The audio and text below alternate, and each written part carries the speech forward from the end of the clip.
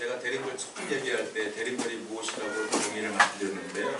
대림절은 영어로 애드벤트라는 단어를 씁니다. 그건 뭐냐면 도래하다, 임재하다, 임하다 이런 뜻이거든요. 그러니까 대림절은 뭐냐면 우리 예수님께서 이 땅에 오실 것들을 믿으며 기대하며 소망하며 한 달을 기다리는 거예요. 사주. 그리고 이제 이틀 뒤에 성탄절 때 주님께서 정말로 오신 날을 기뻐하며 예배하게 되는 것입니다.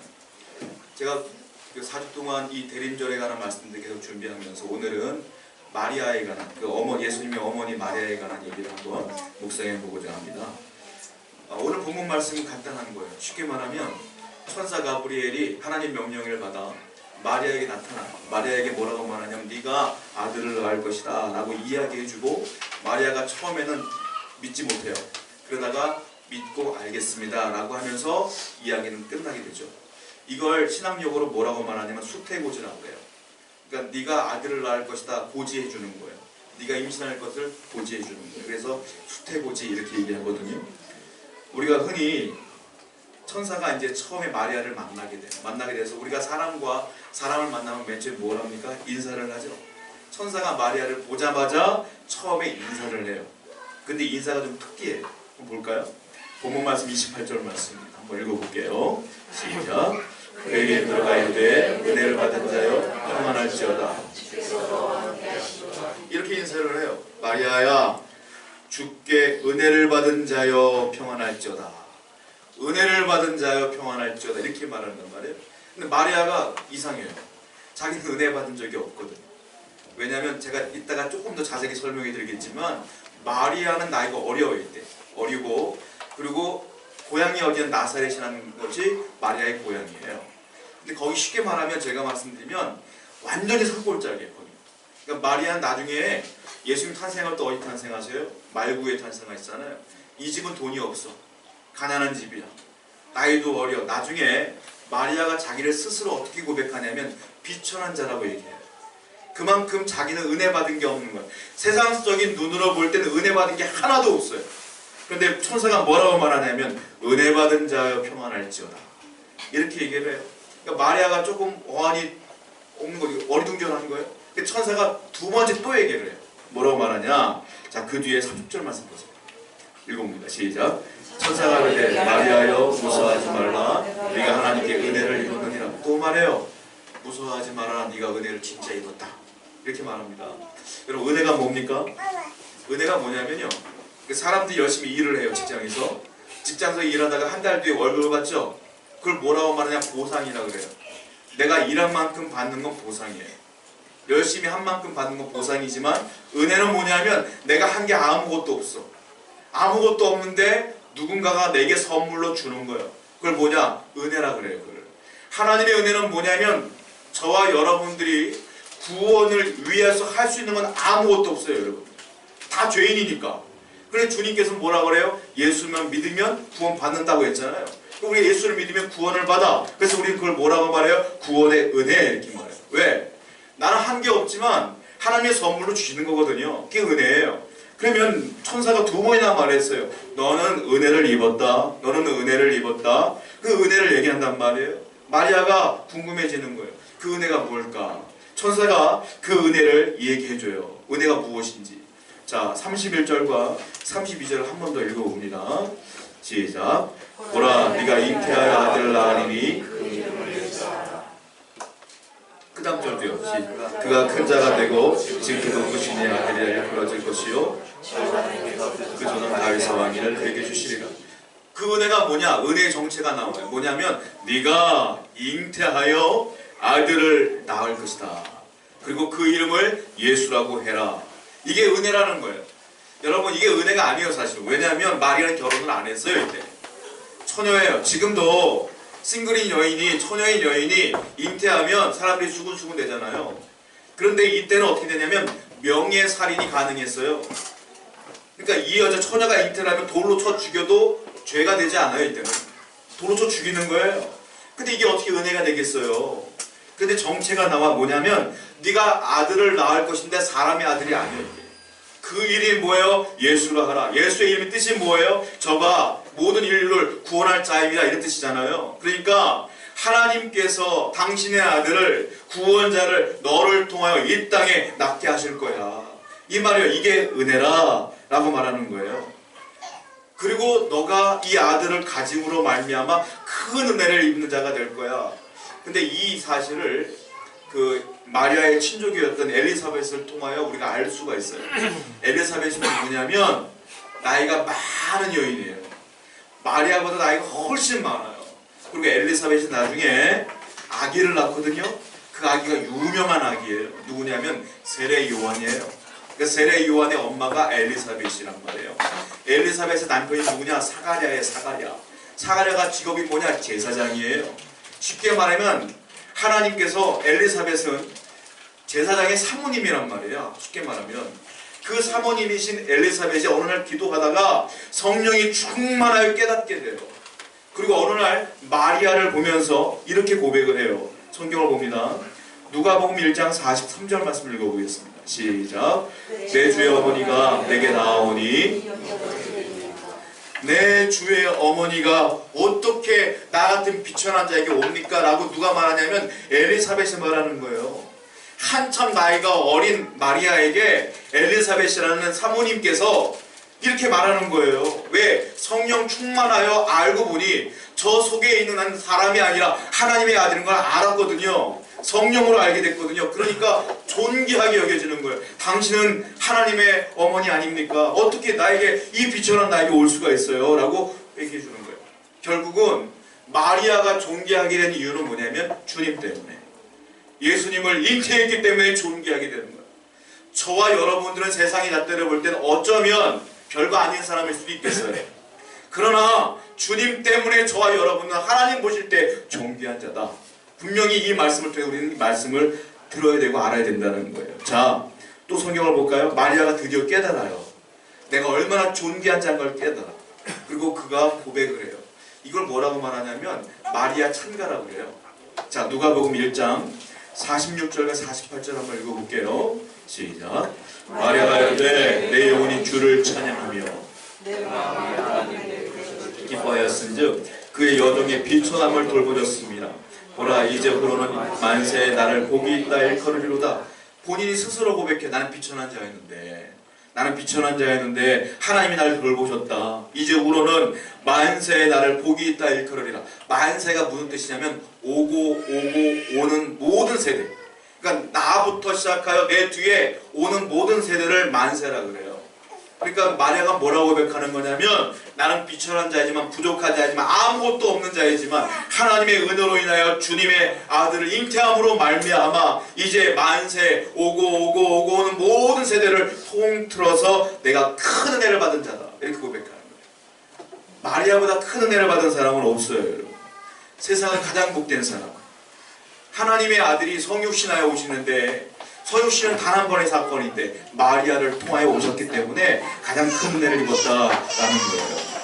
여러분, 기적이라는 게 있어요. 기적. 죽은 자가 살아나 엄청난 기적이에요. 그런데 가끔 뉴스 같은 데 보면 심장이 멈추는데 뭐 24시간 뒤에 살아나는 경우 종종 있어요. 그런 기적들이 종종 있어요. 그 기적보다 더한 기적이 있어요. 뭔지 아세요? 처녀가 애를 낳는 거예요. 이거는 불가능해. 절대 불가능해. 처녀가 어떻게 애를 낳아요? 남자 없이 어떻게 애를 낳아요? 근데 마리아는 가능해요. 성령으로 이 기적을 일으키셨다. 가장 큰 기적과 은혜를 입은 사람이 누구냐? 마리아다. 자, 지금부터 우리가 마리아의 얘기를 할 텐데 유의사항이 있어요. 뭐냐면 카톨릭과 기독교에서 마리아를 보는 상황이 좀 달라요. 카톨릭은 조금 더 과대평가하는 경우가 있어요. 개신교는 완전히 과소평가하는 경우가 있어요. 둘 다 치우쳤어요. 우리 중심을 잘 잡고 바라볼 필요가 있어요.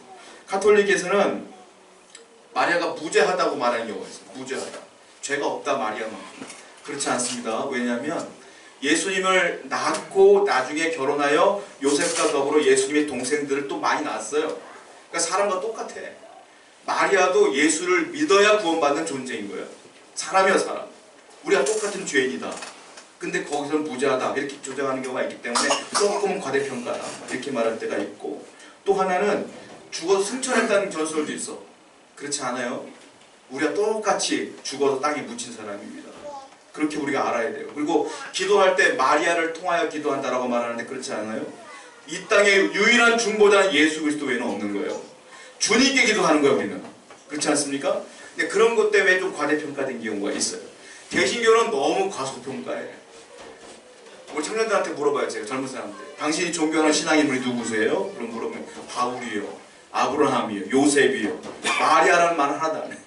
마리아는 우리가 볼 때 대충 하고 넘어가. 그냥 예수님만 낳은 분으로만 알고 있어. 요셉과 바울은 성경이 이렇게 기록되어 있으니까 위대한 인물인 줄만 알아. 그렇지 않아요. 저는 개인적으로 생각할 때 하나님의 가장 큰 은혜와 가장 큰 순수한 믿음을 소유한 사람은 마리아였을 것이라고 생각해요, 사실. 그렇기 때문에 그 엄청난 사건을 마리아를 통하여 이루신 거니까. 그러니까 우리는 과소평가해도 안 되고 과대평가해도 안 되고 성경이 기록된 만큼만 믿어야 될 줄로 믿어요. 그게 마리아에 대한 얘기를 그렇게 염두에 두고 생각해 봐야 될 필요가 있다는 거예요. 그렇다면 마리아가 도대체 어떤 사람이었기 때문에 하나님이 선택하여서 이렇게 큰 은혜를 주셨을까요?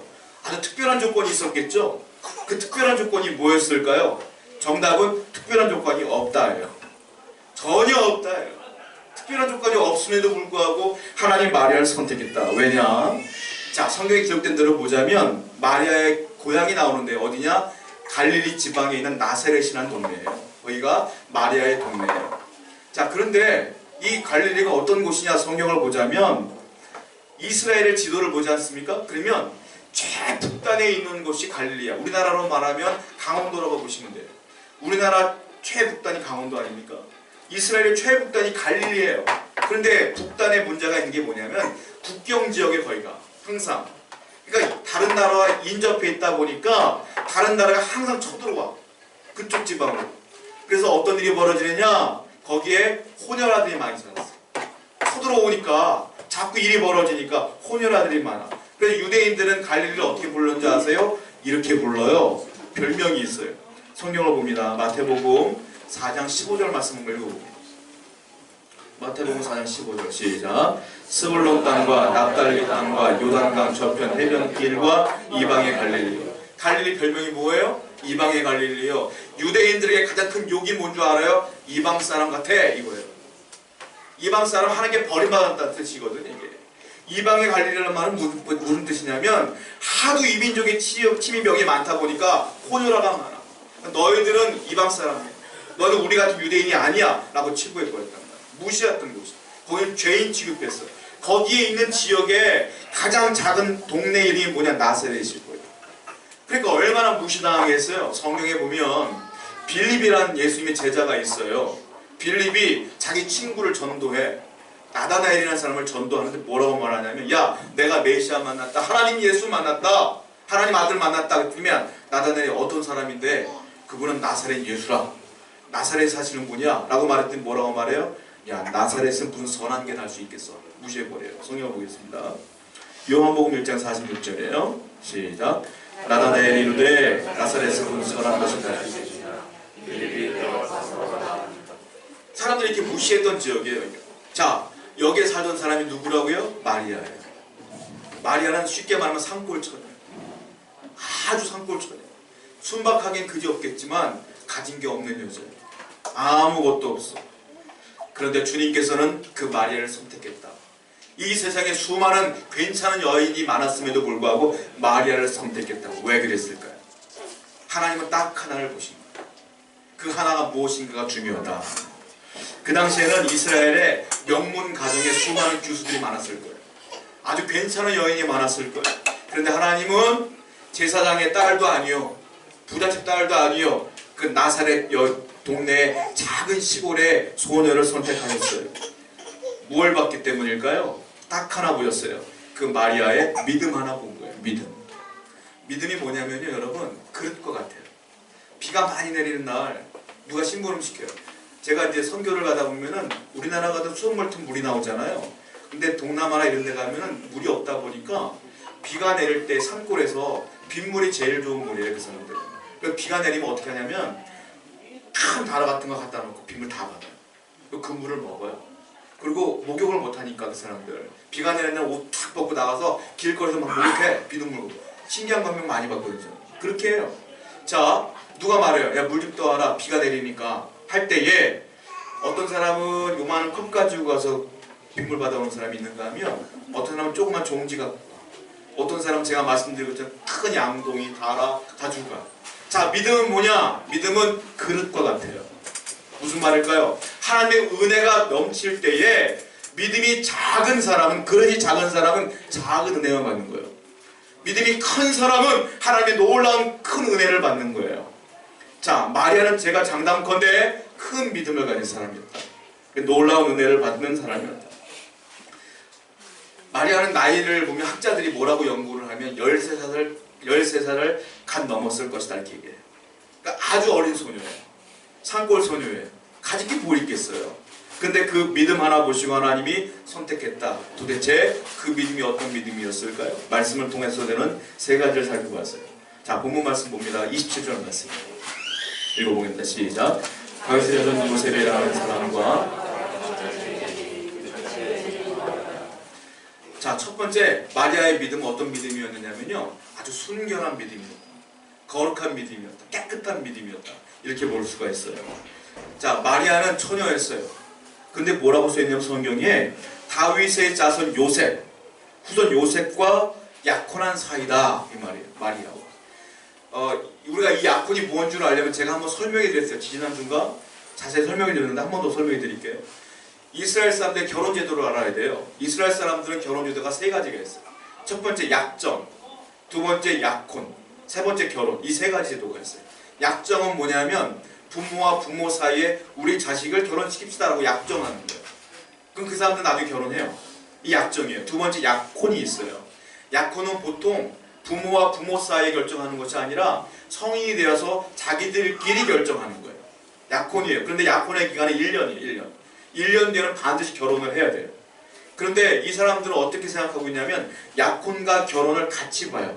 그러니까 약혼한 사람은 결혼한 사람 이렇게 바라본단 말이에요. 공신력 있게 그 사람은 결국은 유부녀, 유부남 이렇게 보는 거예요. 그렇기 때문에 약혼한 사람이 뭐 간음을 하거나 그러면 돌에 맞아 죽어도 할 말 없어요. 간음했기 때문에 돌 맞아 죽어야 되는 거예요, 이 사람들. 그러니까 이 사람들은 아무도 약혼한 사람은 건들지도 않아. 근처 가지도 않아. 유혹도 안 해. 그러니까 한마디로 말하면 안전지대야. 하나님이 고르고 고르는데 이 약혼한 여인 마리아를 고르신 거예요. 그래서 왜? 예수님은 죄 없이 오셔야 되거든요. 흠 없이 오셔야 되거든요. 그래서 하나님은 완벽하게 안전한 마리아를 선택하여 오셨다라고 보시면 돼요. 여러분, 우리가 절기를 지킬 때 두 가지 절기가 있어요. 이제 이틀 뒤면은 성탄절을 지켜요. 또 하나가 있는데 부활절이 있어요. 왜 성탄절과 부활절을 지킬까요? 중요하기 때문에 그래요. 왜 중요할까요? 자, 예수님이 이 땅에 오실 때 조건이 있어요. 인간이 인간을 위해 죄사함을 받을 수가 없어요. 왜? 다 죄이니까. 똑같은 죄인데 누구를 용서해 줄 수 있겠어요? 불가능해요. 그 죄가 없는 분이 오셔야 된단 말이에요. 그래서 주님은 마리아를 통하여, 처녀인 마리아를 통하여 오신 거예요. 동정녀를 통하여. 이게 굉장히 중요해요. 또 하나가 있어요. 뭐냐면 예수님이 십자가에 돌아가셨어요. 그 전에 예수님은 설교도 잘하셨고 말씀도 참 잘 하시고 또 죽은 자도 살리시며 병든 자도 고쳤단 말이에요. 기적이 많이 벌어졌어요. 그런데 그분이 십자가에 돌아가셨어요. 끝! 여기서 끝! 그러면 어떤 일이 벌어지냐면 원래 그 당시에 십자가에 죽는 사람들은 중개인들이 죽는 거예요. 사형틀이에요, 십자가가. 그러니까 예수님이 만약에 십자가에 달려 돌아가신 것으로 끝났다 하면 그가 아무리 죽은 자를 살리고 병자를 살리던 간에 그냥 죄인으로 죽는 거예요. 그렇지 않겠습니까? 그런데 그분이 부활 3일 만에 부활했어요. 부활한 건 사람이 할 수 있는 문제가 아니에요. 그건 하나님이 있게 가능한 거예요. 그렇기 때문에 우리가 볼 때 구원자이기 때문에 성탄절과 부활절이 중요하다. 바울이요, 예수님을 소개하는데 간단 명료하게 중요한 것만 딱 얘기해요. 뭐라고 말하냐면 이렇게 얘기해요. 로마서 1장 3절과 4절만 읽어보세요. 로마서 1장 3절과 4절 시작.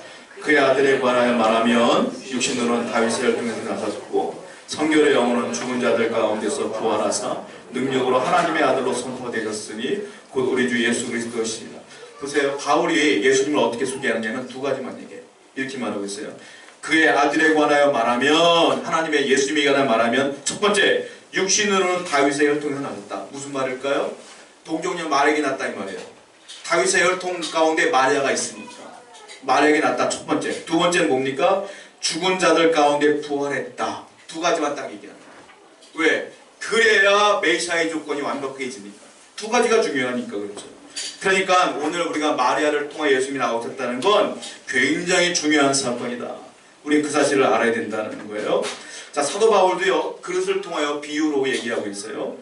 디모데후서 2장 20절과 21절 한번 읽어볼까요? 읽어봅니다. 시작. 큰 집에는 금그릇과 은그릇뿐 아니라 나무그릇과 질그릇도 있어 귀하게 쓰는 것도 있고 천하게 쓰는 것도 있나니 그러므로 누구든지 이런 것에서 자기를 깨끗하게 하면 귀히 쓰는 것이 되어 거룩하고 주인의 쓰심에 합당하며 모든 선한 일에 준비됨이 되리라. 하나님께서 말씀하시는 건 뭐냐면 그릇의 재료가 중요하지 말하는 게 아니에요. 그럼 금그릇이 중요하냐 은그릇이 중요하냐 흙으로 만든 질그릇이 중요하냐. 사람은 금그릇이 중요하다고 생각해요. 하나님은 그렇게 안 본다는 거예요. 뭐냐면 금그릇일 때도 더러우면 안 쓴다. 나는 흙으로 만든 아무것도 아닌 질그릇일 때도 깨끗하면 내가 그 그릇 쓴다 이 말이에요. 재료보다 깨끗함이 더 중요하다. 세상을 살다 보면 사람들은 과정보다 결과를 중요하게 여기기 때문에 성공하려고 애를 써요. 사람들은 성공하면 그 사람들을 좋게 보니까요. 그런데 하나님 그렇지가 않아요. 성공이 중요하지 않아요. 네가 얼마나 살아가는데 성결하게 순결하게 깨끗하게 거룩하게 사느냐를 더 중요하게 본다는 거예요. 제가 어떤 경제학자가 쓴 글을 읽은 적이 있는데 한국이요 OECD 국가 중에 청렴도가 제일 하위권이라고 해요. 깨끗하지가 않대요. 부정부패가 많대요 우리나라가. 그런데 이분이 뭐라고 말하냐면 만약에 우리나라가 청렴도가 1%씩 올라가면 경제 성장률이 올라간대요. GDP가 0.0229% 정도 올라간대요. 만약에 OECD 국가의 청렴도 평균치만 한다면 우리나라는 1년에 4% 정도의 경제 성장을 이룰 수 있다고 말하더라고요. 일리가 있어요. 왜냐하면 이게 나라의 경제에 쓰이는 돈들은 자기가 착취해 가니까. 그러니까 문제가 생기는 거예요 이게. 사회에서도요 깨끗한 게 중요하다고 말해요. 하나님은 오죽하겠어요? 하나님은 우리에게 뭘 요구하시냐면 거룩하라, 성결하라, 순결하라. 그렇게 선 사람이 누구냐? 마리아다. 하나님은 그 마리아의 믿음을 보였다라는 거예요. 성경을 보면 요셉, 다니엘, 에스더 다 순결한 믿음을 가진 사람들이에요. 하나님께서는 지금도 요구하시는 게 있어요. 너희가 순결하게 나를 믿는다면 내가 너희를 사용하리라. 하나님 약속인 줄 믿고 우리가 마리아처럼 순결한 믿음을 가져야 될 줄 믿습니다. 두 번째 마리아의 믿음이 있는데 중요한 게 있어요. 마리아는요 긍정의 믿음을 가진 여인이에요. 여러분들이 긍정 그러니까 사회에서 말하고 세상에서 말하는 긍정이라고 생각하시면 안 돼요. 얼마 전에 우리 기독교 서점 가운데 베스트셀러를 기록한 책이 있어요. 조엘 오스틴 목사님이 쓰신 긍정의 힘 이런 책이 있었어요. 혹시 들어보신 적 있어요? 저는 그 시리즈 다 읽었거든요. 근데 한국 교계에 굉장히 비판을 받는 책이에요. 왜냐하면 제가 한 얘기를 해볼게요. 그 오스틴 목사님께서 미국 분인데 차를 타고 마트 주차장을 가는 거예요. 근데 주차장이 꽉 찼어. 꽉 찼어. 이분이 어떻게 말하냐면 주문을 외워. 나 하나님 사랑하는 사람이니까 분명히 주차장 하나 비어있을 거야. 비어있을 거야. 긍정적인 생각을 하는 거야. 근데 비어있었어. 그것이 은혜인 것처럼 쫙 썼어. 여러분들이 긍정의 믿음, 이게 긍정인 것 같잖아요. 긍정의 믿음을 잘못 아시면 안 돼요. 지금 제가 말씀드린 건 마인드 컨트롤이에요. 긍정적인 생각을 갖는 거예요. 이건 심리적인 거예요.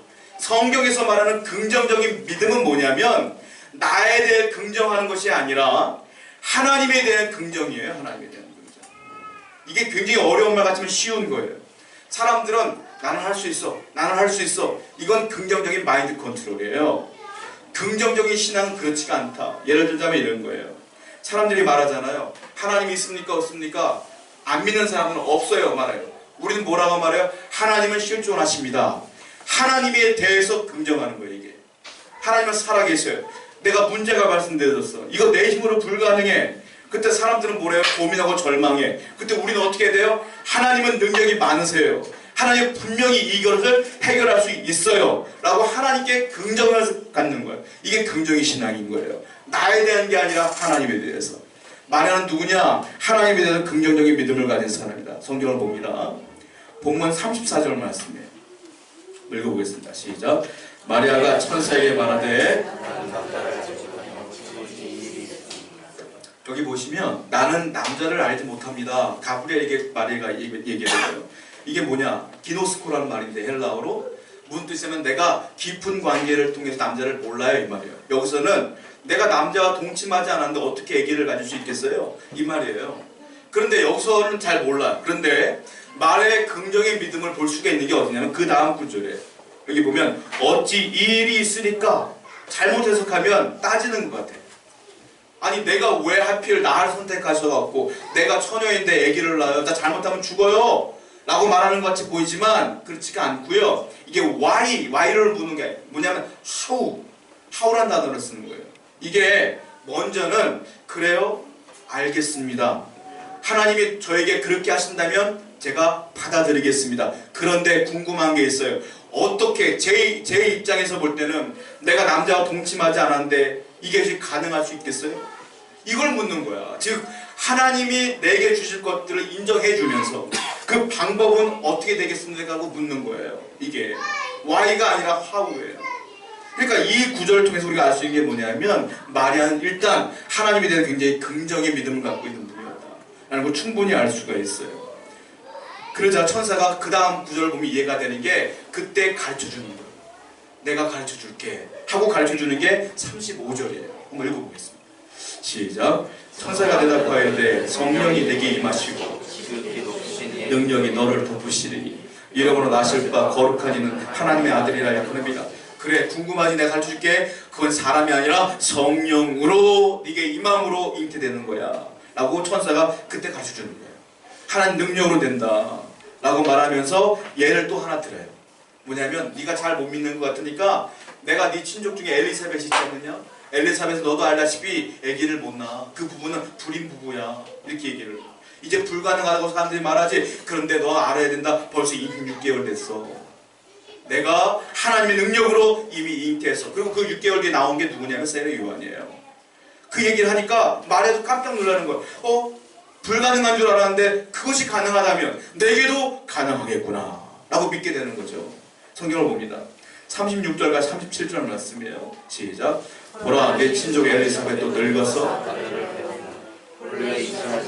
알려진 이가 이미 6달이 되었다니 대저 하나님의 모든 말씀은 능하지 못하심이 없느니라. 아멘. 하나님의 말씀은 능하지 못한 게 없어요. 마리아가 그걸 믿게 되는 거예요. 긍정의 믿음을 갖게 되는 거예요. 그래서 긍정의 믿음은 뭐냐? 하나님의 능력에 긍정하라고 바울도 얘기하고 있어요. 성경을 봅니다. 고린도후서 1장 20절 말씀이에요. 시작. 하나님의 약속은 얼마든지 그런즉 그로 말미암아 우리가 아멘하여 하나님께 영광을 돌리게 하느냐. 뭐라고 써있습니까? 하나님의 약속은 얼마든지 그리스도 안에서 뭐가 된다고요? 예스가 되는 거예요.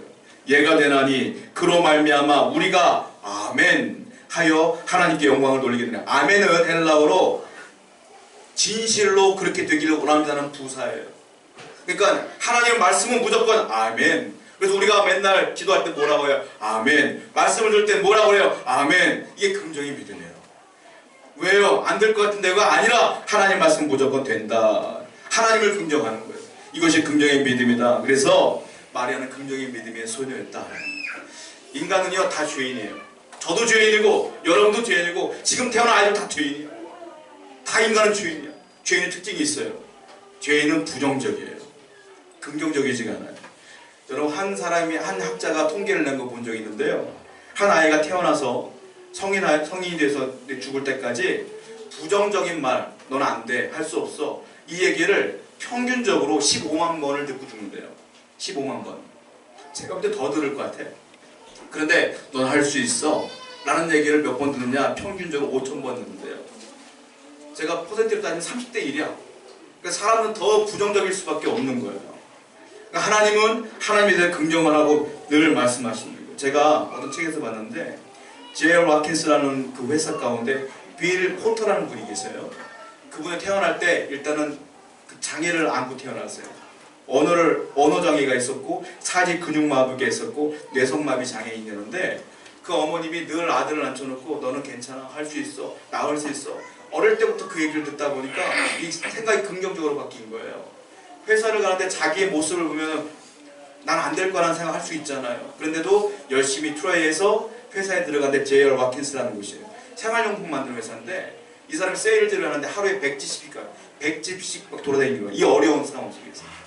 나중에 24년 만에 이분이요 판매 왕이 돼요. 그 장애인을 안고 있음에도 불구하고. 저는 그런 생각을 해봐요. 세상 사람들도요 그냥 긍정적인 생각으로 살아도 잘 살아요. 우린 더 유리한 사람들. 살아계신 하나님이 계셔요. 이 세상을 창조하신 하나님께서 내 우편에 계셔요. 그분을 믿는다면, 그분을 신뢰한다면 더한 것도 가능하지 않겠습니까? 그 긍정의 믿음을 소유하라고 하나님 우리에게 말씀하신다는. 세 번째 마지막으로 마리아는 어떤 믿음을 가졌냐면 순종하는 믿음을 가졌어요. 순종은 연결되어지는 게 있는데 헌신까지 연결되어져요. 본문 말씀 봅니다. 38절 말씀이에요. 시작. 마리아가 이르되 말씀대로 내게 이루어지이다 하며 천사가 나타나. 다 설명을 듣고 마리아가 고백하는 거예요. 마리아가 이렇게 얘기해요. 주의 여종입니다. 말씀대로 내게 이루어지리라. 이렇게 때 천사가 다 듣고 그걸 떠나가요. 자, 여기서 보면 중요한 단어가 있는데 마리아가 지금 순종하는 거예요. 순종하겠다. 그걸 어떻게 할 수 있냐면 여기 보시면 내가 주의 여종입니다 이 단어가 있어요. 여종입니다. 헬라어로 둘레라는 단어예요. 여종. 둘레, 여종. 여종은 뭐냐면 더 쉽게 설명하자면 여자 노예 이런 뜻이에요. 나는 당신의 여자 노예입니다 이 뜻이에요. 이게 노예의 특징이 있어요. 뭐냐면 주인이 죽으면 죽는 거예요. 주인이 너 죽어라 하면 자살해야 돼. 그게 노예의 사명이에요. 마리아가 뭐라고 고백하냐면 내가 둘레입니다. 나는 주의 여종입니다. 이 말을 듣고 천사가 떠났어요. 무슨 말이냐면 완벽히 순종하겠다는 결정이구나. 순종은 헌신까지 연결되어지는 거예요. 마리아가 그래서 순종했고 그리고 죽으면 죽으리이다. 사람들이 나를 의심하여 돌로 쳐 죽여도 죽으리이다 라고 각오하는 마음으로 그렇게 되기를 원합니다 라고 고백했던 거 아니에요. 그럼 하나님이 나 몰라라 할까요? 그렇지 않아요.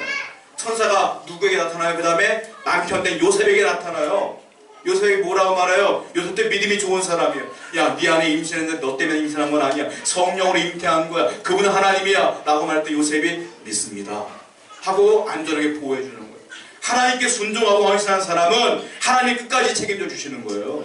그 목숨까지도 책임져 주시는 분이 하나님이라는 거예요. 자, 우리 성경 말씀 또 한번 봅니다. 누가복음 9장 23절 말씀이에요. 읽어봅니다. 시작. 또 우리에게 이르시되 아무든지 나를 따라오려거든 자기를 부인하고 날마다 자기 십자가를 지고 나를 따라. 주님의 명령이에요. 너희가 정말 나를 따라오기를 원한다면 너희 십자가를 지고 나를 따를 것이다. 자기를 부인하라. 주님께서 요구하시는 건 뭐냐면 내 삶이 중요한 것이 아니라 주님이 더 중요합니다라고 고백하는 사람에게 은혜를 주시겠다는 거 아니겠어요? 자, 마가복음 10장 29절과 30절 말씀. 그러면 하나님께서 어떻게 하실까요? 내가 만약에 주님을 위해 애쓰고 헌신하고 봉사하면 어떻게 하실까요? 이렇게 하신대요. 시작. 예수께서 이르시되 내가 진실로 너희에게 이르노니 나와 복음을 위하여 집이나 형제나 자매나 어머니나 아버지나 자식이나 전토를 벌인 자는 현세에 있어 집과 형제와 자매와 어머니와 자식과 전토를 100배나 받되 학회를 겸하여 받고 내세의 영생을 받지 못할 자가 없느니라. 비록 고난이 있을지 몰라도 고통이 있을지 몰라도 내가 축복할 것이며 너에게 영혼까지도 구원을 선물로 주리라 약속하신 거예요. 저와 여러분들은 마리아를 통하여 알 수 있는 게 뭐예요? 주님을 위해 헌신하고 순종하며 살아야 된다. 그럴 때 하나님의 큰 은혜가 저희 여러분 가운데 넘치게 될 줄로 믿습니다. 우리 찬송합니다.